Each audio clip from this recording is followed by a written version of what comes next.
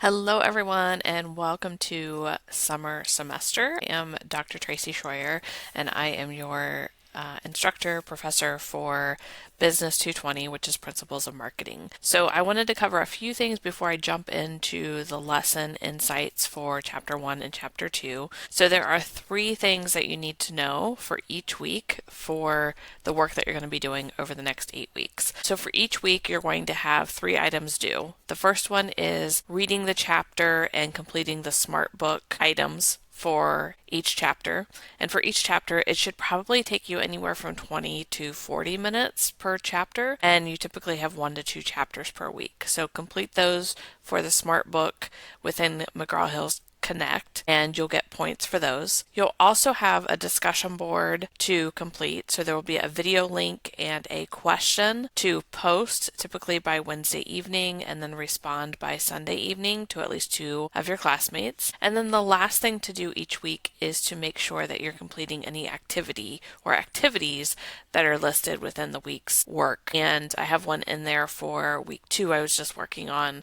It's going to be a activity within McGraw-Hill Connect program. So you'll go in there and walk through that simulation that they have for you there. It may be different, it may be in McGraw-Hill Connect, it may not for each week, but you'll want to make sure that you cover those three things. So the Smart Book aspect for each chapter, the discussion board, and then also activities for the week. So if you have any questions or anything like that, please let me know. I'll typically have each week available a few days before the week starts. I'm building it as we go. There are no quizzes, no tests, anything, no paper projects, anything like that for this particular course this semester. So with that, if you have any questions, the best way to typically reach me is via email. So email me if you have any questions, concerns, need a slight extension or something. I ask that you email me before the day it's actually due and have a good reason as to why you need that. I don't need all the details in that, but just not because you forgot it or you didn't do it. So with that, I'm going to go into the insights for the chapter. So let me pull up my slide deck here. All right. And we will go ahead and get started. So I'm going to start with two important questions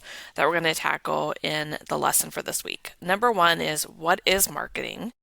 And number two is, how do marketers create strategies that are actually going to work?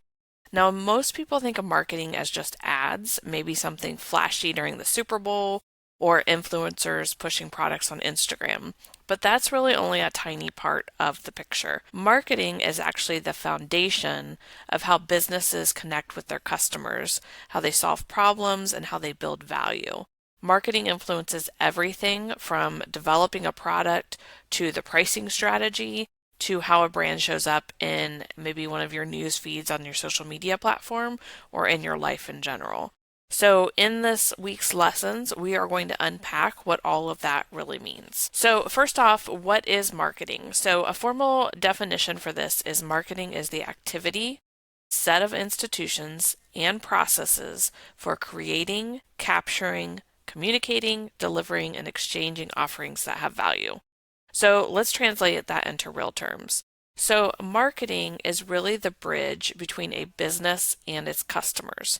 And it's how a company figures out what their customers want, what those people want. They develop something that meets those wants, and they communicate that value to the world. It's not just about pushing a product, it's really about creating something meaningful. Whether it's a cup of coffee, a fitness app, or a nonprofit campaign, marketing really helps shape the story and deliver the value for that product. So some core aspects of marketing that we will cover that every marketer really needs to get are thinking about the needs and the wants. So marketing starts with understanding what people actually care about, not what they think that they need, but what they truly want in their lives. It also involves exchanges. So at the heart of marketing is a trade. It's a value for a value. So a customer gives time, money, attention, whatever that might look like, in exchange for something they find worthwhile. And in later chapters, we'll cover B2B or business to business exchanges as well, and what those look like and how that's value for value trade as well. The biggest thing of our time together this semester, we're going to be going through chapters related to the 4 Ps. So you want to pay attention as we go along. So the 4 Ps, the first one is product, and this is what is being offered. The next one is price. What are people willing to pay? And then place, where and how it's available. So is it in storefront where you can tangibly go pick it up? Is it available maybe on Amazon in a virtual aspect somewhere, a virtual storefront? And then the last P is for promotion. So this is how are you going to spread the word about this product and about where it's available, what the price is, what the value is, and things like that. So understanding these basics is really important to creating any successful marketing plan. So let's make this real with an example. So Pepsi saw that Sierra Mist wasn't connecting with younger audiences. And there was also a issue with the naming of it. And so they ended up rebranding it as Starry. They didn't just slap a new label on it and change out, Sierra Mist for Starry. They actually designed a bright, bold package that looks great on social media. So you can see on the visual here some of the differences and what the Starry looks like. They came up with this fun name. They built the whole campaign around Gen Z language and culture. They knew who they wanted to reach with this product, and they used those 4 Ps that we just talked about to do it. And this is a textbook example of creating value and positioning a product to connect with the right audience that you have. Now, marketing didn't always look like this. It's gone through several phases over the last 100+ years. So to start with, we have the production era where the focus was just on making products. So if we make it, people will buy it was the whole concept and the whole thought behind it. Then we moved into a sales era, and this came with hard sell tactics. It was really about getting people to buy it even if they don't want it. Then moved into the market-oriented era, and business started actually listening to what customers wanted during this time frame. Then moving into the value-based era, now we don't just want to satisfy customers, we really want to delight them and we want to give them long-term value for whatever the product is that they are purchasing from us. And lastly, where we are today is this technology augmented era. So we have digital tools, we have artificial intelligence, mobile apps, data, and these all help marketers to personalize experiences and connect better than they ever have before. So what does this mean and the impact that we have on being value driven in today's world? So this means that you're not just focused on sales, but you're creating meaningful relationships as well. You use data, you might use AI to understand what people want, and you're able to connect through social media because that's where your audience is. And you make ethical choices because today's customers actually care about values. So if we think about Patagonia, they're not just selling jackets, they're committed to the environment. Their mission is their marketing, and their customers support them because of that. So let's pause and recap on what we covered so far. So marketing is about creating value and not just making sales. We talked about the 4 Ps of marketing and that they are essential: product, price, place, and promotion. And we'll cover more in depth on these as we go through the semester. We know that marketing is constantly evolving. Today, it's tech savvy, it's relationship focused, and it's always, always about people. So at the end of the day, good marketing meets real human needs. So from here, let's get into strategy. So how do you actually build a marketing plan that works? So you're going to start by figuring out who is your target market. Who exactly are you trying to reach? Who are you wanting to sell or solve a problem for? Who is that customer? You need to know them. You need to know their needs, their habits, their values, and really build a story around who are these individuals. Then you're going to develop your marketing mix. And this goes back to those 4 Ps we talked about. You're going to decide how you will bring your offering to life. And then last, you're going to identify your competitive advantage. So why should people choose you and your product instead of someone else? Is it because of maybe price, better quality, more convenience, superb customer experience? So your answer to that is going to shape that entire strategy for you. So I want to cover 4 ways to stand out and ways that companies can create a competitive advantage or competitive edge. So, one is customer excellence, and this is where you as an organization and your employees deliver top-notch service and build loyalty. So, a great example of this is Chick-fil-A. The next one is operational excellence, and this is where you're making sure that you're running extremely efficient systems. And Amazon is a great example of this and how they run their systems and their logistics. The next one is product excellence, and this is having the best products. And Apple is a great example of this and one that is used for a lot of different products that they provide. And then locational excellence is the last of these. So this is being exactly where people need you. So an example of this provided on the screen here is Starbucks. It's everywhere you go. So great companies usually are going to lean into 1 or 2 of these areas that you see on the screen, and they're going to use them to stay ahead of the competition. So I want to transition into talking about the 5 steps involved in a marketing plan. So a marketing plan should not just be a one-pager. It's really a roadmap, and there's 5 steps that should be included, so every marketer is following these 5 steps. The first one is making sure that there's a definition of the mission. So what is the brand all about? Really building out what is that mission for the brand. The next one, and you may have seen this especially if you've taken other business classes, is a SWOT analysis.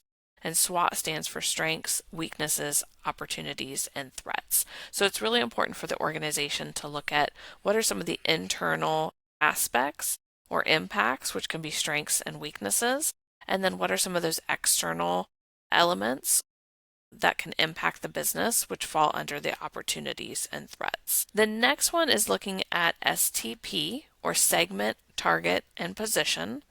And this is where you're going to break the market into groups. You're going to choose your focus, and you're going to decide as an organization, how are you going to stand out, either as an organization in your brand or a particular product and brand that you have.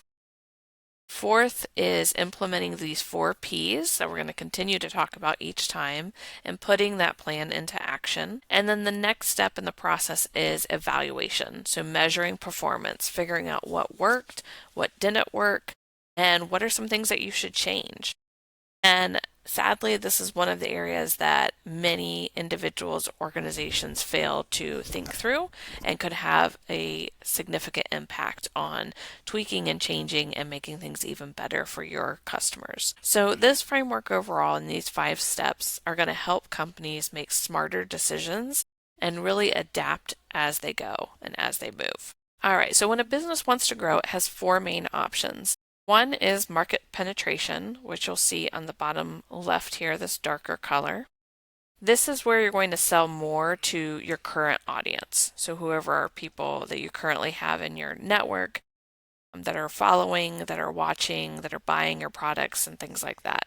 The next one is market development. So market development has to do with entering into new markets and exploring what those could be and what opportunities are there. The next one is product development. And this is where with your same group of people, you're going to offer new or additional products to them. And then diversification is the last one. And this is where you have new products, you have new markets, and diversification can end up being your most risky move.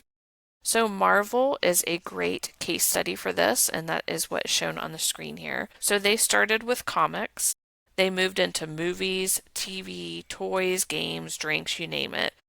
That's product development and diversification at work, which is what is shown on the screen with the pie chart here. So you may be thinking, why should you care about any of this? And the reason is marketing is everywhere. It shapes the music that you hear, the clothes that you wear, the apps that you download, the coffee that you drink. And this course, Business 220 Principles of Marketing, is going to help you start to understand marketing as a system. And you'll learn how to apply these strategies to real situations and maybe even use them to build something of your own. So in wrapping up and thinking about chapters 1 and 2 this week, I want to end with a quick check-in. So I want you to think about what are the 4 Ps.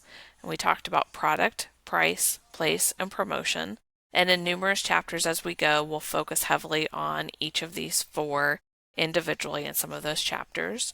Think about what does STP stand for, and looking in your chapters about segmentation, targeting, and positioning from a business's point of view.